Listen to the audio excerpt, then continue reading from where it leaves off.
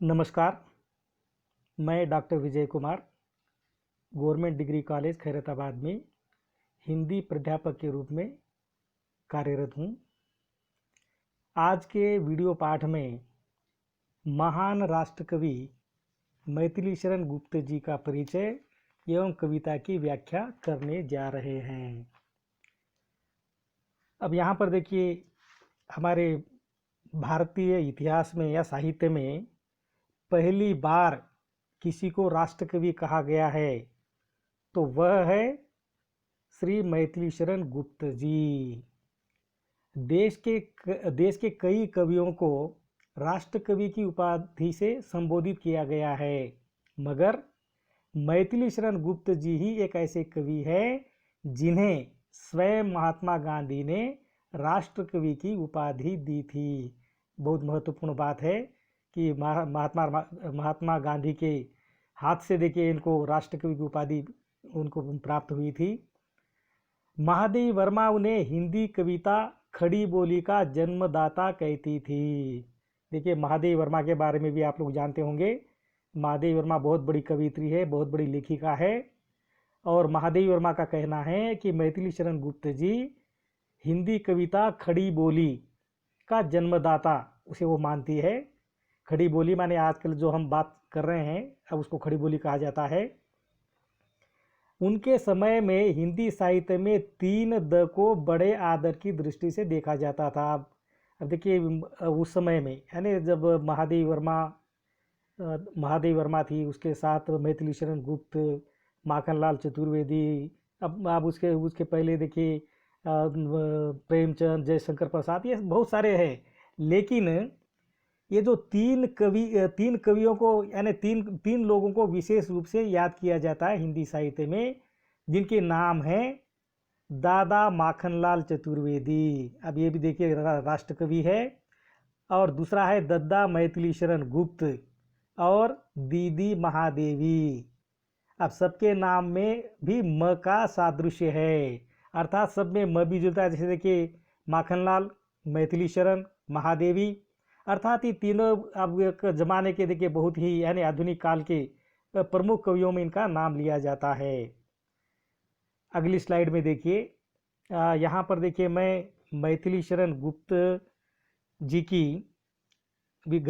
का जो परिचय है उसको मैंने 5 बिंदुओं में बांटकर समझाने का प्रयास कर रहा हूँ।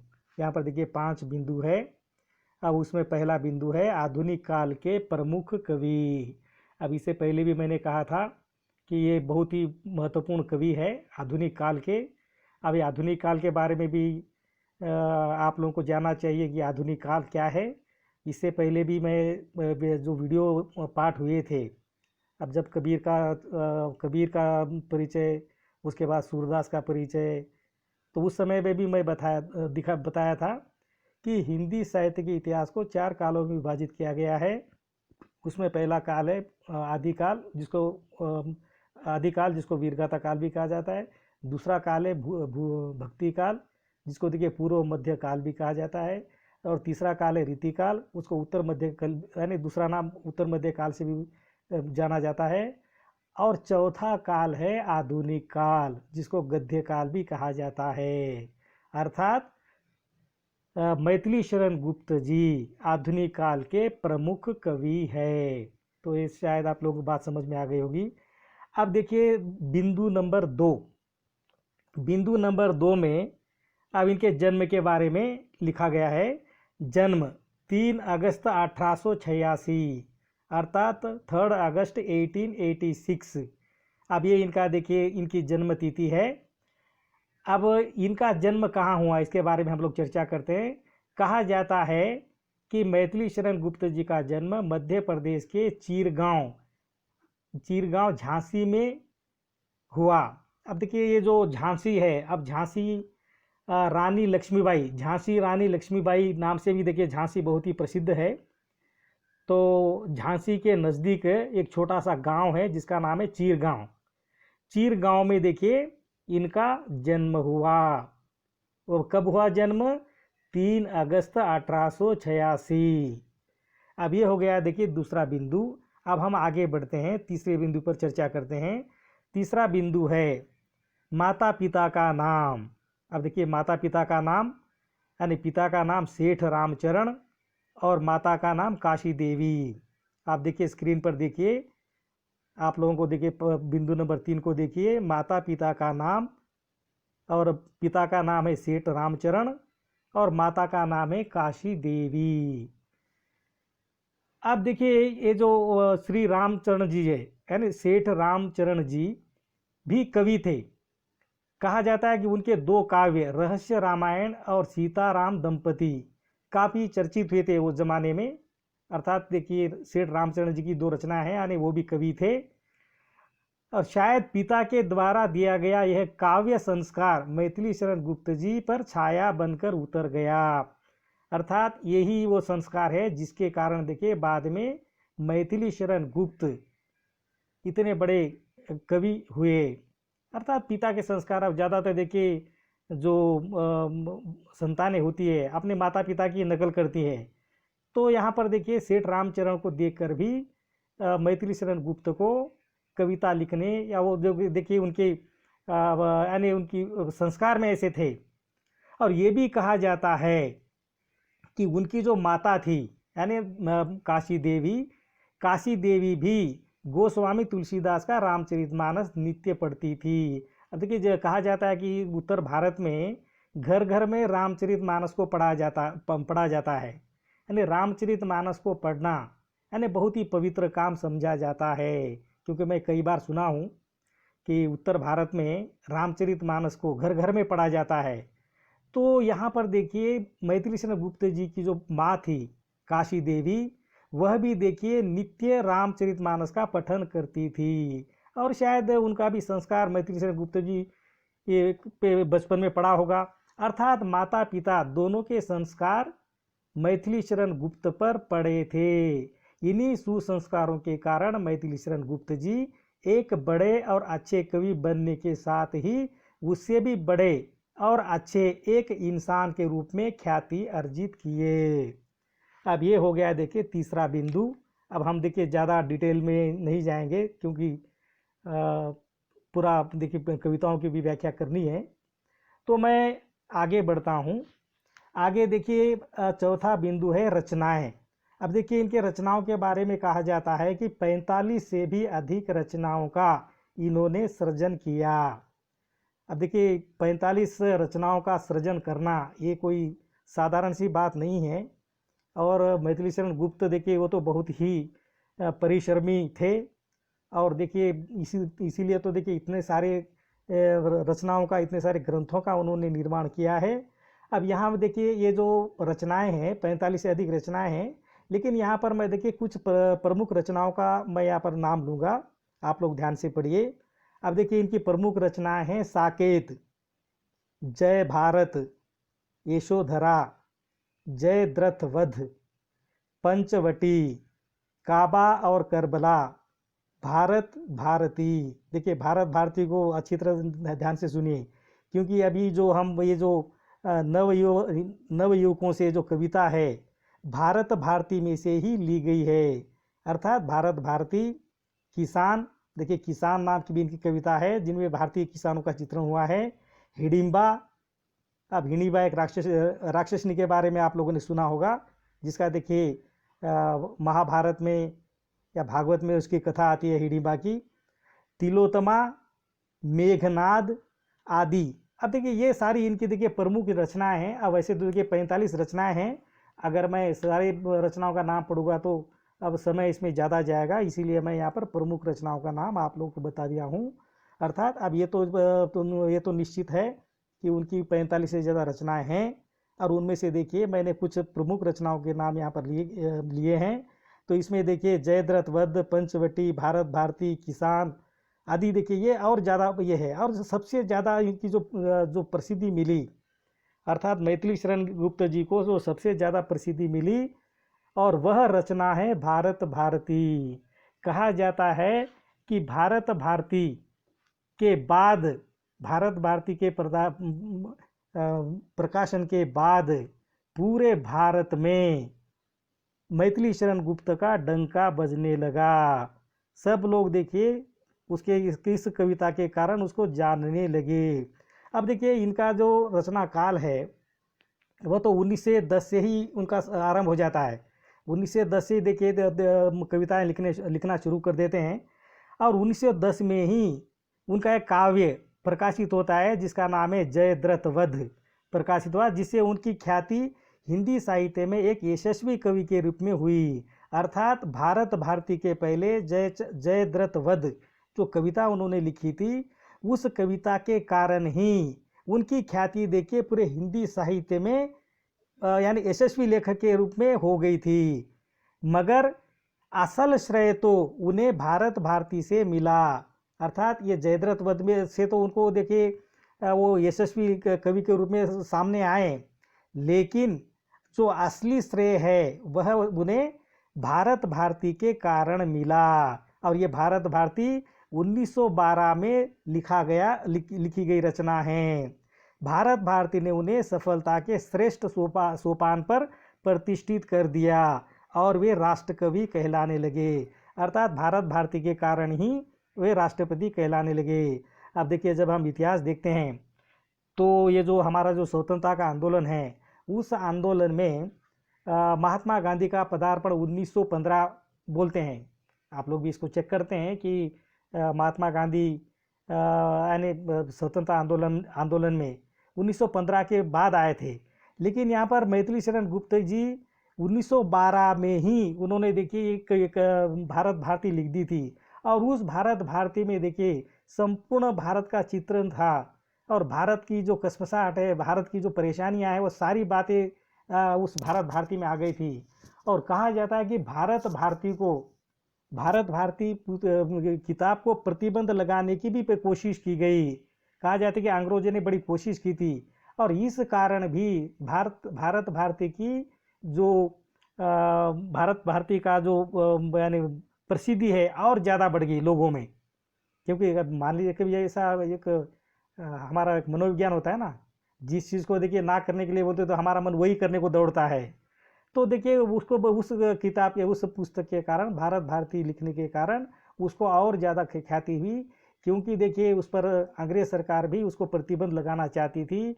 और इसके बारे में देखिए जब ज़्यादा चर्चा हुई तो कहा जाता है कि भारत भारती और ज़्यादा प्रसिद्ध हो गई। अब देखिए 1913 में अब 1913 में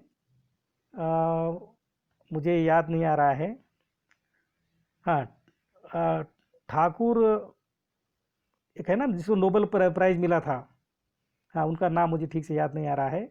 उनकी जो गीतांजलि रचना थी, गीतांजलि रचना के लिए तो उनको देखिए ये नोबेल पुरस्कार मिला था। अब ये गीतांजलि भी 1913 में प्रकाशित हुई थी। अर्थात गीतांजलि से पहले यहाँ पर देखिए मैथिली शरण गुप्त की भारत भारती प्रकाशित हो चुकी थी और ये भारत भारती पूरे भारत में खास करके हिंदी जानने वाले लोगों में बहुत ही प्रसिद्ध हो चुकी थी।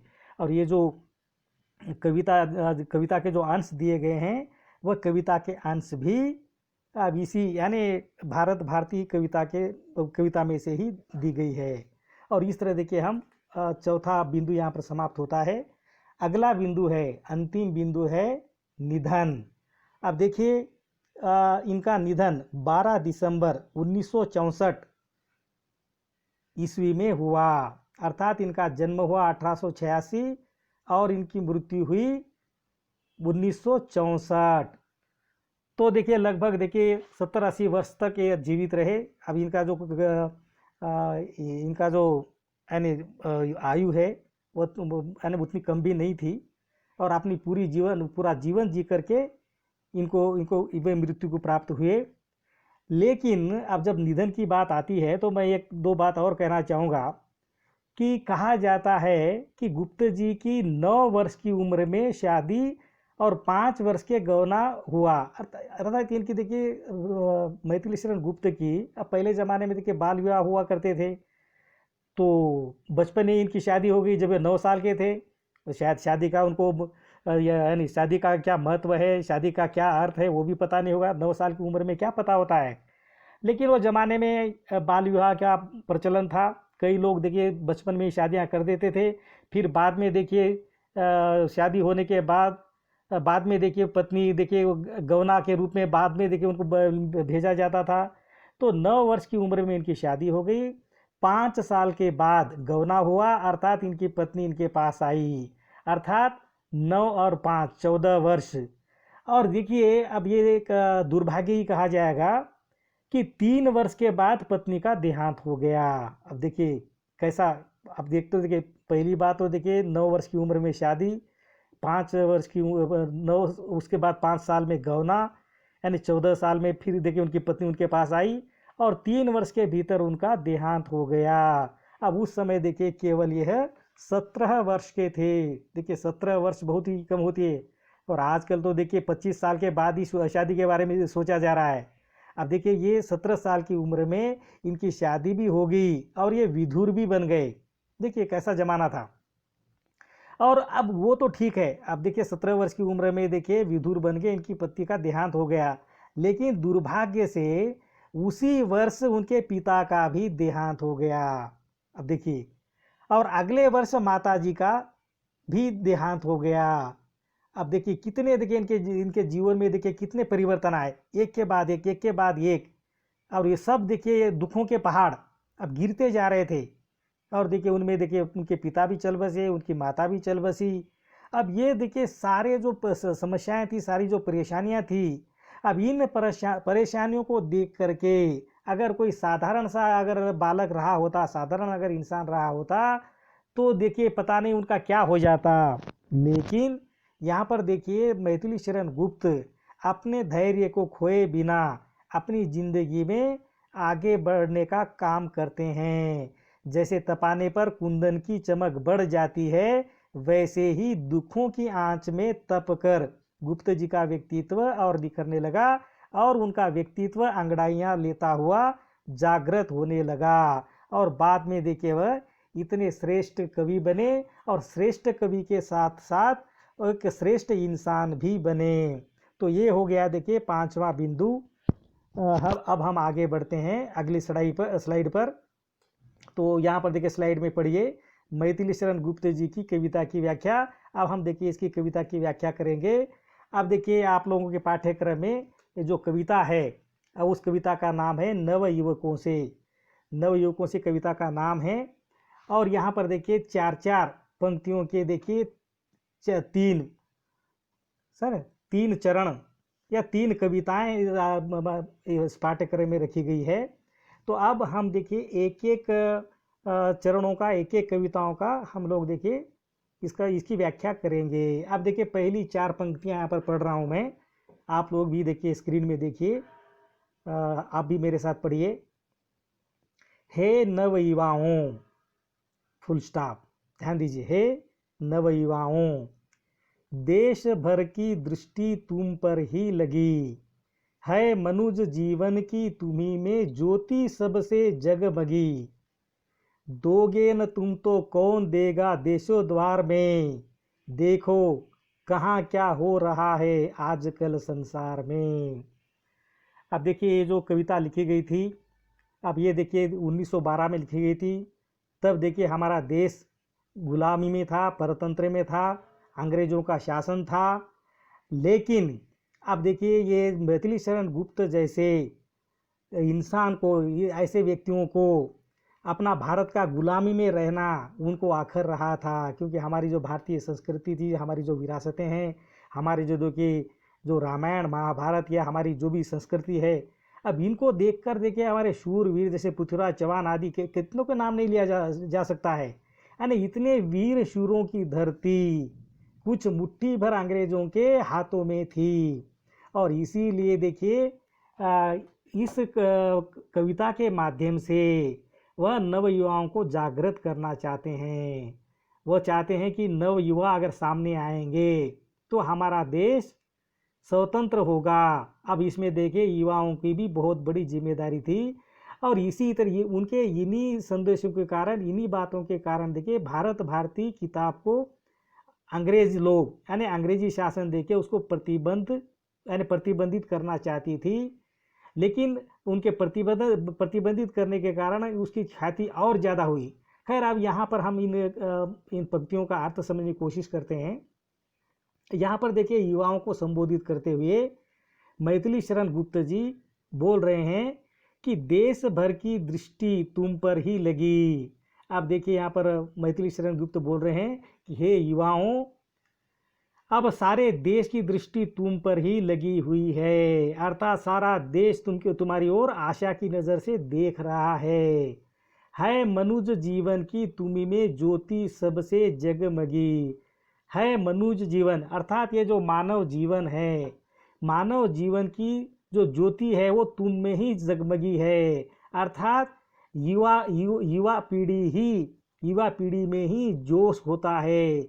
युवा पीढ़ी ही देखिए कुछ भी परिवर्तन कर सकती है। अर्थात यहाँ पर देखिए युवा पीढ़ी को बोल रहे हैं कि भाई तुम्हारी जिम्मेदारी क्या है, तुम क्या कर सकते हो, और ये जो देखिए जोश ताकत होती है वो तुम में ही है। अब देखिए तुम्हारा कर्तव्य है, दोगे न तुम तो कौन देगा योग देशोद्धार में।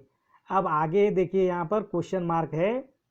तो मैथिली शरण गुप्त जी युवाओं को एक क्वेश्चन मार्क यानी प्रश्न के तरह पूछते हैं, यदि तुम लोग योगदान नहीं देंगे देश को उद्धार करने में तो फिर कौन देगा।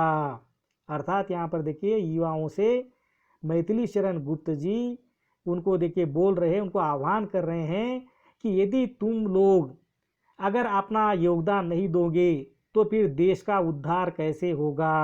अर्थात तुम लोगों के योगदान पर ही देश का उद्धार टिका है, अर्थात तुम लोगों के कारण ही भारत स्वतंत्र हो सकता है। इसीलिए हर युवाओं में भारत को स्वतंत्र करने की ललक होनी चाहिए।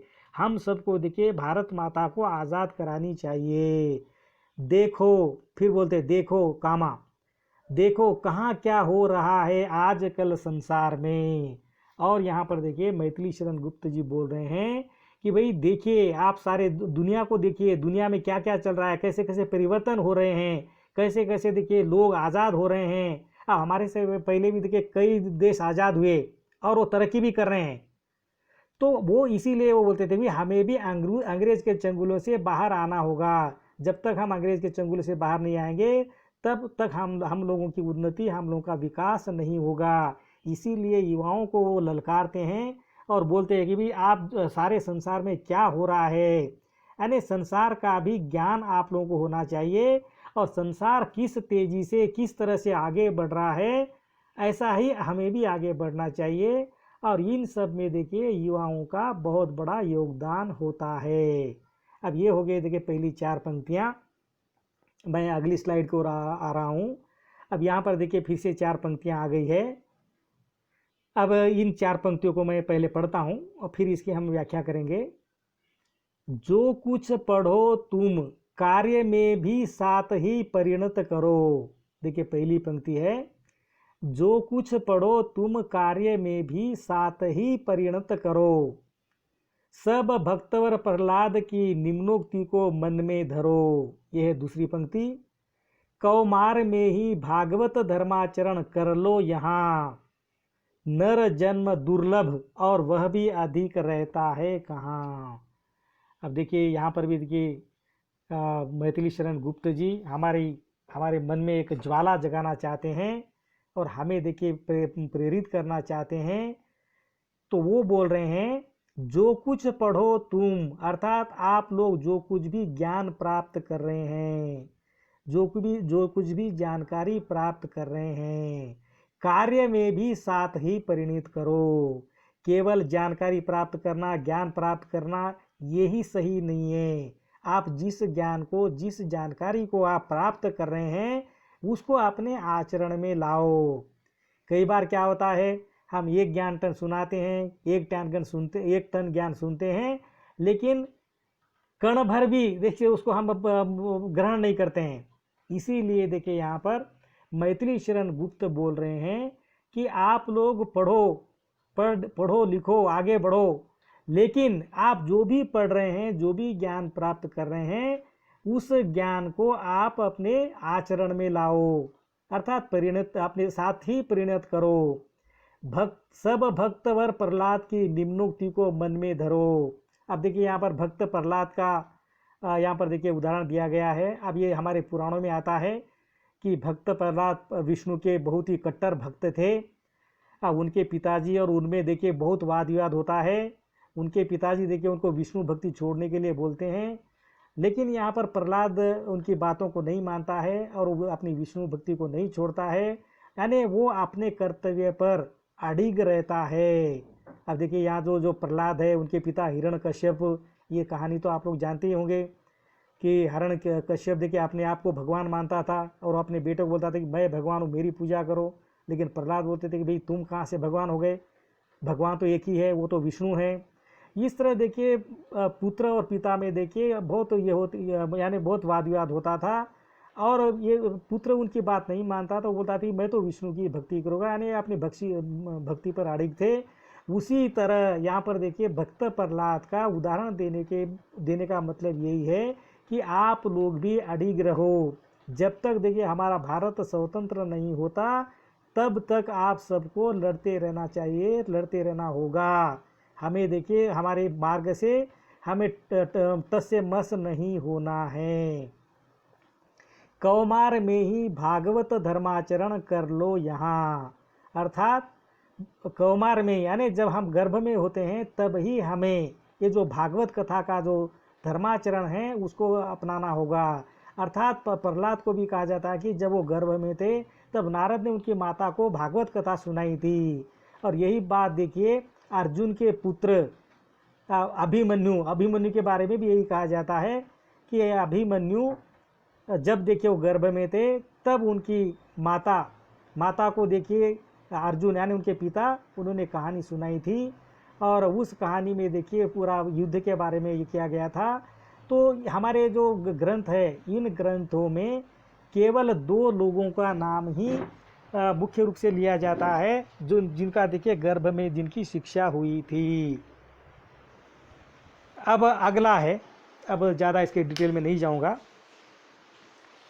हाँ, कौमार में ही भागवत धर्माचरण कर लो यहाँ, नर जन्म दुर्लभ और वह भी अधिक रहता है कहाँ। तो यहाँ पर देखिए मैथिली शरण गुप्त बोल रहे हैं कि ये जो नर जन्म है ये दुर्लभ है, अर्थात मानव जन्म दुर्लभ है और वह भी अधिक रहता है कहाँ, अर्थात वह भी अधिक रहता नहीं है। अब देखिए हम आज खाते हैं तो कल का भरोसा नहीं है, कब मृत्यु आएगी किसी को पता नहीं है। फिर भी देखिए हमें तो ज़िंदगी में आगे बढ़ते रहना है।